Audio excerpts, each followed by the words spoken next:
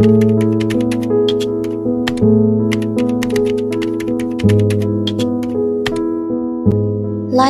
is hard. If you're going to define what life is, we do have different perspective about that. But this man, life for him revolves in various situations. Because this man doesn't feel happiness. He feels burden at all times.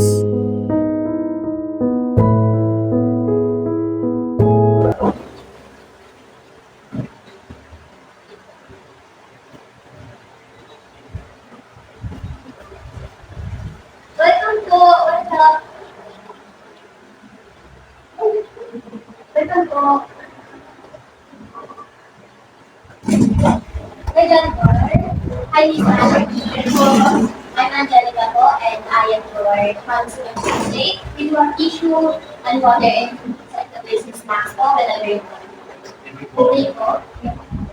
Okay, Jennifer. So, what's your feeling? Hindi ko umalis pa yun. Palo-palo ko. Is your first time ba na madali sa counseling? Oo. Okay, Jonker, bago natin simulan yung session natin, I just want to tell you na everything you say is very important, especially sa mental health or yung mga class. And it's very confidential and it won't be shared to anyone. And don't hesitate to tell me everything that is not sa mga kasi maaasahan mo kapag makakuha ng right? So, in this entire session, at listening to you at tutulungan kita na i-process yung problema o mga gusto mo. Diba? Ngayon, pag-uusapan natin bakit ito dito. Kasi, nakita ka lang kapatid mo na you are taking medicines na yung tagandakan. Pero, ano pa nangyari? Kasi po, araw-araw na naman iniisip na araw-araw na iniisip yung wala ng out eh. Kaya school namin, lagi ko ninuwi yung mga klase ko. Kasi lagi naman ako sa pag-uwi ko naman sa bahay.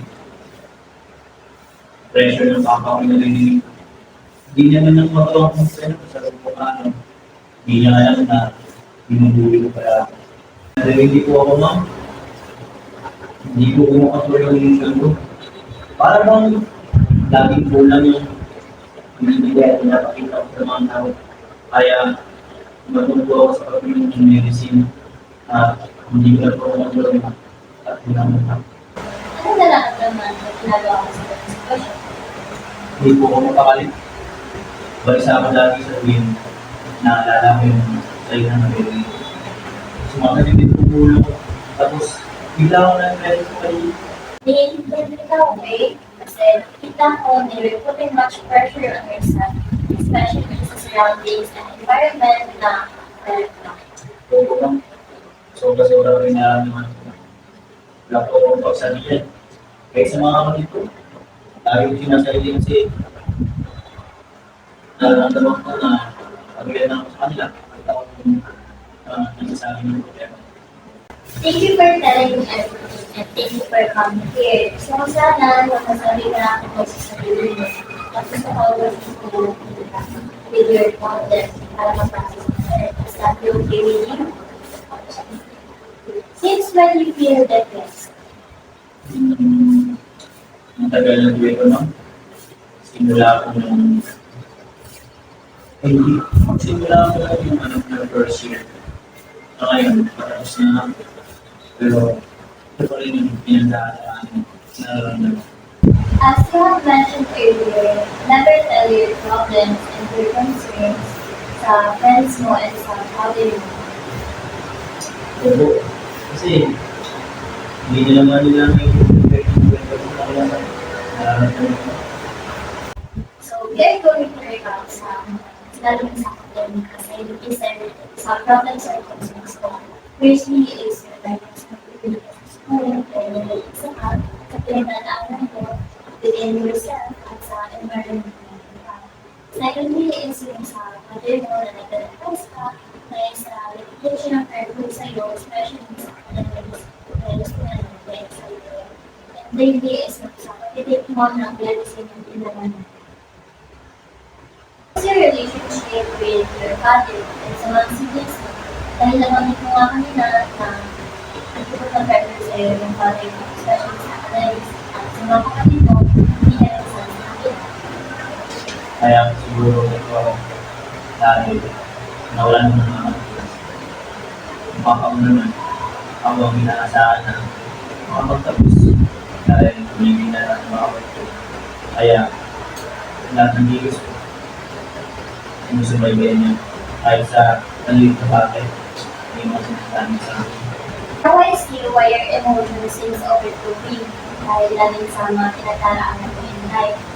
I understand you and your situation that you are in the lowest part of your life. And I will promise na dito makakalabas sa kahit sino man. This is very confidential between us. Now, I am going to ask you a question. Is very possible na ma-share mo to sa Colin West siblings mo? Ito lang po naman, hindi ko na. Nagtakot ako ba kasi sa kanila iba yung opinion. At baka mas makatanggap ako ng instinct na rin. Possible po ma'am na mag-negosyo. Alright, I understand. What if I am going to be there with you? Iwan ka muna namin ng opportunity sa sarili to. You can cry, you can shout, sabihin mo lahat ng gusto mo sabihin. Sa father mo, sa siblings mo, at sa mga tao mo ibibigay sa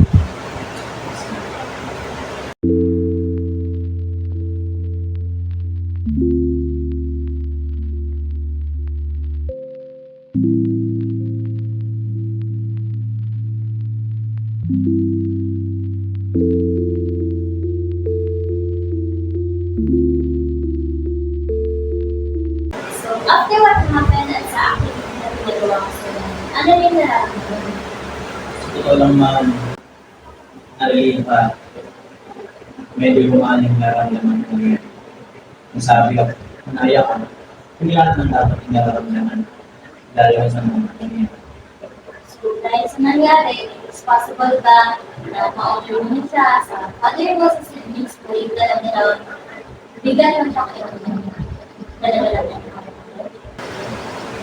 Yes po ma'am, it's possible.